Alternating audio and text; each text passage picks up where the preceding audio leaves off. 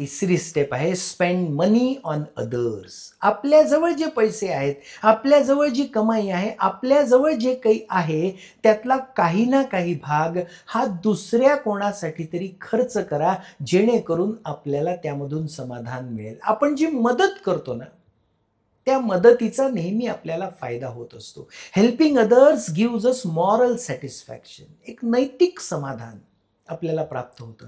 And if this help is proper then it adds to a great happiness.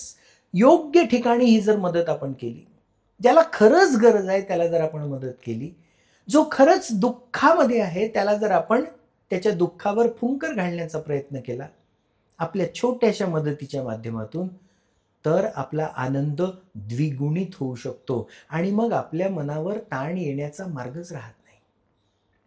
हे जे समाधान मिळतं ना, कारण मी सुरुवातीलाच आपल्याला सांगितलंय, आपल्या मनावर येणारे ताण आपल्याला रोखता येत नाहीत, पण मनावर आलेले ताण आपल्याला त्याचं व्यवस्थापन करून आनंदाने रिप्लेस करता येऊ शकतात. आणि हा आनंद कुठून मिळतो? हा दुसऱ्यांना मदत केल्याने आनंद मिळतो. छोट्या छोट्या मदती असतात. अगदी रस्ता क्रॉस करण्यासाठी एखादा अंध माणूस उभा आहे, तुम्ही बघा, त्याचा हात धरून त्याला रस्ता क्रॉस करून द्या.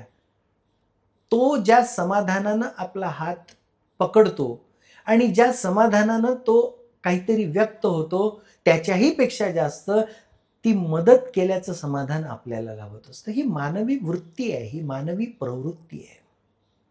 या प्रवृत्तीच्या अनुरूपच आपण वागायला हवं आणि ते अनुरूप वागणं हे आपल्याला या पद्धतीनं करता येतं. It develops a positive and broad attitude which is the source of stress removal.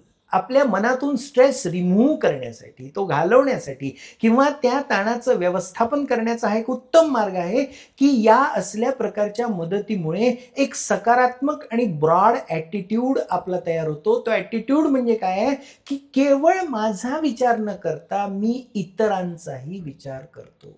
फक्त माझ्या फायद्याचा विचार न करता मी इतरांच्याही फायद्याचा विचार करतो. फक्त माझं जीवन चांगलं करण्याचा विचार न करता मी इतरांच्याही जीवनामध्ये आनंद निर्माण करण्याचा प्रयत्न करतो. आणि हा प्रयत्न करणारा जो विचार आहे ना, मुळात ती मदत तर आपल्याला आनंद देतेच, पण अशी मदत करण्याचा विचार देखील आपल्याला खूप समाधान देऊन जातो. तो आपला ॲटिट्यूड तयार करतो आणि तो ॲटिट्यूड कसा असतो? Broad attitude. केवळ माझं, फक्त माझी चौकट, माझं जीवन, माझ्या जीवनाचा आनंद हे फक्त माझं, मी आणि माझी असणारी चौकट सोडून जेव्हा मी समाजाचा विचार करतो, या समाजामध्ये दुःखी, दीन, दुबळे जे आहेत त्यांचा विचार करतो, त्यांच्या आयुष्याचा विचार करतो, तेव्हा मग मला खऱ्या अर्थानं माझा जो विचार आहे तो व्यापक स्वरूपामध्ये, तो ब्रॉड पर्स्पेक्टिव्ह तयार होतो माझा आणि त्या ब्रॉड पर्स्पेक्टिव्हमुळे ते समाधान लाभतं. अशा काही NGOजचं काम मी तुम्हाला सांगणार आहे. अशा काही संस्था आहेत की ज्या खऱ्या अर्थाने या समाजामध्ये दुर्लक्षित असलेल्या लोकांसाठी काम करतात. विदर्भामधल्या या 3 संस्थांबद्दल मी आपणाला मुद्दाम या कोर्समध्ये माहिती देणार आहे की या संस्थांमध्ये काम करणाऱ्या लोकांना पाहिल्यानंतर आपल्याला असं जाणवायला लागतं की किती मोठी लोक आहेत. आपल्या स्वतःच्या जीवनाचा विचार न करता या समाजामध्ये ज्यांना खरंच गरज आहे, ज्यांना खरंच मदतीची गरज आहे, त्या लोकांपर्यंत पोहोचून आपल्या आयुष्याचा विचार न करता बेभान होऊन संपूर्ण आयुष्याचा जो काही चौकटीतला आनंद असतो तो विसरून समाजाप्रतीचं ऋण फेडण्यासाठी आपलं संपूर्ण आयुष्य देणारे हे लोक आहेत. या लोकांच्या कामामध्ये आपण जेव्हा खारीचा वाटा उचलतो, आपण जेव्हा त्यांना थोडीशी का होईना मदत करतो, वेगवेगळ्या पद्धतीची मदत राहू शकते, ती मदत केल्यानंतर आपल्याला फार आनंद मिळतो. लोक कसं काम करतात, कशा पद्धतीने जगतात, केवळ आपलं जग आणि आपल्या जगामध्ये असणारे आपले प्रॉब्लेम आणि त्या प्रॉब्लेम्सना कुरवाळत आपल्या मनावर स्ट्रेस वाढवून घेण्याची जी प्रवृत्ती आहे ना, त्या प्रवृत्तीला जर तोडायचं असेल, त्याला छेद द्यायचा असेल, तर या लोकांचं काम आपण बघितलं पाहिजे. समर्पण प्रतिष्ठान म्हणून अमरावती जिल्ह्यामध्ये गुरुकुंज मोझरी, जे गुरुकुंज राष्ट्रसंत तुकडोजी महाराजांच्या नावाने प्रसिद्ध आहे, त्या ठिकाणी एक समर्पण प्रतिष्ठान म्हणून उभारलेलं आहे. त्या उभारणाऱ्या व्यक्तीचं नाव आहे मिस्टर अमोल मानकर. काय करतात हे? यांनी समाजामधल्या महिलांच्या सक्षमीकरणासाठी काम करणं सुरू केलं. गेले 15 वर्ष झाले हे काम करतात. आणि अशा महिला की ज्यांना त्यांच्या आयुष्यामध्ये प्रचंड वेदनांना सामोरं जावं लागलं, प्रचंड दुःख ज्यांच्या वाट्याला आले आणि आता त्यांना मदत करायला त्यांच्या परिवारापैकी कुणीही नाही, अशा दीनदुबळ्या आणि एकाकी झालेल्या महिलांच्या पुनरुत्थानासाठी, त्यांना त्यांच्या आयुष्यामध्ये पुन्हा मोठं करण्यासाठी अमोल मानकर काम करतात. या सगळ्या महिलांना चांगल्या पद्धतीने काउन्सिलिंग करणे, त्यांचं समुपदेशन करणे, त्यांना व्होकेशनल ट्रेनिंग देणे, त्यांना कुठलं तरी स्किल शिकवणे, त्यांना स्वतःच्या पायावर उभं करण्यासाठी म्हणून ट्रेनिंग देणे, त्यांना स्वतःच्या पायावर उभं करणे. यातल्या काही महिलांना जर कायद्याची गरज भासली तर त्यांना मोफत त्या कायद्याच्या दृष्टीनं मदत करणे आणि या सगळ्या महिलांचं पुनर्वसन करणे, हे काम, रिहॅबिलिटेशनचं काम मोठ्या प्रमाणात या ठिकाणी केलं जातं. आपल्याला आश्चर्य वाटेल, गेल्या 15 वर्षामध्ये जवळपास 7,300हून जास्त महिलांना अमोल मानकर यांच्या समर्पण प्रतिष्ठाननं मदत केलेली आहे. आता ही मदत करत असताना अनेक लोक या संस्थेशी जोडले जातात आणि ते लोक मोठ्या प्रामाणिकपणे इथे काम करतात. आपल्याला चित्रामध्ये दिसत असेल की या पद्धतीचे शिबिर आयोजित केले जातात. वेगवेगळ्या संस्था आहेत, ज्या संस्था या कामामध्ये त्यांना मदत करतात, त्यांना सपोर्ट करतात. पण मुळात त्या समर्पण प्रतिष्ठानमध्ये प्रत्यक्षपणे अमोल मानकर काम करताना अशा महिलांचं समुपदेशन करणे गरज असते. एखादी अशी अबला महिला, अबला नारी की जिला घरातून हाकलून दिलेलं आहे, जिचं कोणीच नाही आहे, जिला कुठली मदत नाही, जिची खायची भ्रांत आहे, सकाळी तिला मिळते पण संध्याकाळी मिळते की नाही, आणि त्यासाठी म्हणून भीक मागायची पाळी एखाद्या महिलेवर आल्यानंतर तिला आपल्या समर्पण प्रतिष्ठानमध्ये आणणे, तिचं समुपदेशन करणे, तिला चांगलं स्किल शिकवणे, तिला स्वतःच्या पायावर उभं राहण्यासाठी मदत करणे व तिला सक्षम बनवून आयुष्य जगायला भाग पाडणे, एवढं मोठं काम अमोल मानकरांच्या माध्यमातून केलं जातं. तरुण पिढीला ते जोडतात आणि तरुण पिढीच्या मुलींचे वर्कशॉप्स घेतात, वेगवेगळे कार्यशाळा त्यांच्या घेतात आणि त्यांच्या मनामध्ये देखील अशा महिलांप्रती संवेदना जागृत करण्याचा प्रयत्न करतात. 3 वेगवेगळे प्रोजेक्ट या समर्पण प्रतिष्ठानमध्ये चालतात. एक म्हणजे सांझाग्राम, ज्या ठिकाणी अशा सगळ्या परित्यक्त्या किंवा ज्यांना कोणीच नाही आहे, ज्यांना घरातून काढून दिलेलं आहे, समाजानं ज्यांना नाकारलं, अशा सगळ्या महिलांसाठी एक ग्राम, एक गावच त्यांनी स्थापन केलेलं आहे, ज्याला सांझाग्राम ते म्हणतात.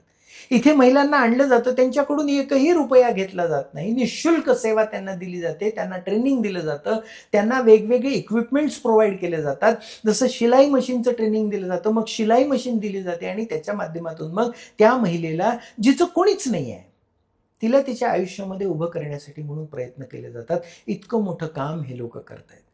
एक माहेर म्हणून संकल्पना त्यांनी सुरू केलेली आहे की अशा काही महिला आहेत की ज्यांना माहेरच नाही. माहेर म्हणजे काय असतं?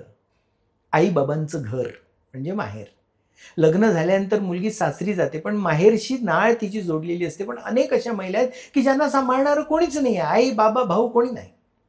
अशांसाठी माहेर ही संकल्पना त्यांनी सुरू केलेली आहे. यासोबतच कबीर नावाचा एक प्रोजेक्ट त्यांनी सुरू केला आहे, ज्याच्यामध्ये असे तरुण की ज्यांना कोणीही सहारा देत नाही, ज्यांना कोणी आधार देत नाही, ज्यांना कोणाचाही सपोर्ट नाही, आई वडिलांचाही सपोर्ट नाही, अशा सगळ्या मुलांना एकत्रित करून त्या तरुणाईला सक्षम बनवणे, त्यांना एम्पावर करणे, हे काम अमोल मानकरांच्या या समर्पण प्रतिष्ठानच्या माध्यमातून केलं जातं. किती मोठं काम आहे. या असल्या प्रोजेक्ट्समध्ये आपला सहभाग देणे हे देखील आपल्यासाठी आनंदाचा विषय राहू शकतो. समर्पण प्रतिष्ठान .org या वेबसाईटवर आपल्याला या संबंध संस्थेची माहिती प्राप्त होऊ शकते. अशीच एक संस्था यवतमाळला आपल्याला बघायला मिळते, नंददीप फाउंडेशन. संदीप शिंदे आणि नंदिनी शिंदे या जोडप्यानं सुरू केलेली ही संस्था आहे. एखाद्या बस स्टॉपवर, एखाद्या रस्त्यावर आपल्याला एखादा मनोरुग्ण घाणीमध्ये पडलेला दिसतो. आपण काय करतो? अगदीच आपल्याला जर कणव आली, अगदीच आपल्याला जर दया आली, तर आपल्या जवळचा राहिलेला ब्रेडचा तुकडा किंवा राहिलेलं एखादं थालीपीठ आपण त्याच्या हातावर टाकून देतो आणि दूर निघून जातो. संदीप शिंदे आणि नंदिनी शिंदे मात्र त्या अशा मनोरुग्णाला, जो त्याचं नाव माहीत नाही, तो कोणत्या जातीचा पातीचा आहे काही माहीत नाही, कसलाही विचार न करता त्याला आपल्या नंददीप फाउंडेशनमध्ये उचलून आणतात. त्याची स्वच्छता करतात, त्याला आंघोळ घालतात, त्याला जेवू घालतात आणि त्याला आयुष्यभर सांभाळतात, त्याच्यावर उपचार करतात. एवढं मोठं काम नंददीप फाउंडेशनच्या माध्यमातून केलं जातं. मेंटली चॅलेंज्ड पर्सन्स, जे मनोरुग्ण आहेत, जे रस्त्यावर भीक मागत फिरतात, ज्यांना लोक त्रास देतात, अशा लोकांना उचलून आपल्या सेंटरमध्ये हे लोक आणतात. अशा महिलांची तर स्थिती फार वाईट असते, मनोरुग्ण महिलांची स्थिती. पण त्यांना देखील एक आसरा देऊन, कुटुंबाचा भाग बनवून त्यांना आधार दिला जातो. संदीप शिंदे आणि नंदिनी शिंदे यांचं कुटुंब किती लोकांचं आहे? 250 पेक्षा जास्त मनोरुग्ण यांच्या केंद्रामध्ये आहेत आणि त्यांना सगळ्या प्रकारची मदत देतात, मेडिकल हेल्प प्रोव्हाइड करतात आणि त्यामुळे पेशंट बरे होऊन स्वतःच्या पायावर उभे राहतात, नवे आपल्या कुटुंबामध्ये परत जातात, आपल्या कुटुंबासोबत वावरायला लागतात. चित्रामध्ये आपल्याला दिसतं आहे नंददीप फाउंडेशनचे सगळे कुटुंबीय, संदीप शिंदे आणि नंदिनी शिंदे यांचं हे कुटुंब आहे. ज्या माणसाला घरातून बाहेर फेकून दिलं किंवा जो माणूस मनोरुग्ण झाला म्हणून कुठेतरी हरवला आणि त्यानंतर मग त्याला त्याचं घरच सापडत नाही, अशा बेवारस मनोरुग्णांना हे दोघं जण सांभाळत आहेत.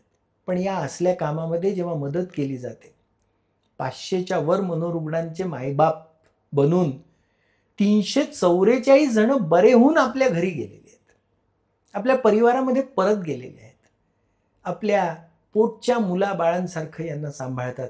मनोरुग्ण असल्यामुळे त्यांचं वागणं बोलणं अतिशय कधी दुःखदायी असतं किंवा फार अग्रेसिव्ह असतं, पण ते सगळं सांभाळतात. सकाळी आणि संध्याकाळी त्यांना औषधं देतात, त्यांना जेवण खाऊ घालतात, कधी तर हातानं भरवावं लागतं, पण हे सगळं करून त्या लोकांना आपल्या जीवनामध्ये मोठं करण्याचं काम संदीप शिंदे आणि नंदिनी शिंदे करीत आहेत. किती मोठं आणि केवढं आधार देणारं काम आहे. प्रगती ककोडिया नावाची एक मनोरुग्ण जी नंददीप फाउंडेशनमध्ये आली, तिच्यावर उपचार करण्यात आला आणि त्यानंतर मग ती आपलं नॉर्मल आयुष्य आता जगते आहे, केवळ संदीप आणि नंदिनीमुळे. अन्यथा ती कुठेतरी रस्त्यावर भीक मागत फिरतच होती. लोक तिला त्रास द्यायचे, नाही ते बोलायचे. एखाद्या ठिकाणी उकिरड्यावर बसून तिथे फेकून दिलेल्या अन्नामधून अन्न खात असलेली प्रगती आज आपल्या कुटुंबियांसोबत अत्यंत चांगलं आयुष्य जगू शकते आहे. एवढं मोठं काम नंददीप फाउंडेशन करतं. nandadipfoundation.com या वेबसाईटवर आपल्याला या देखील संस्थेची माहिती मिळू शकते.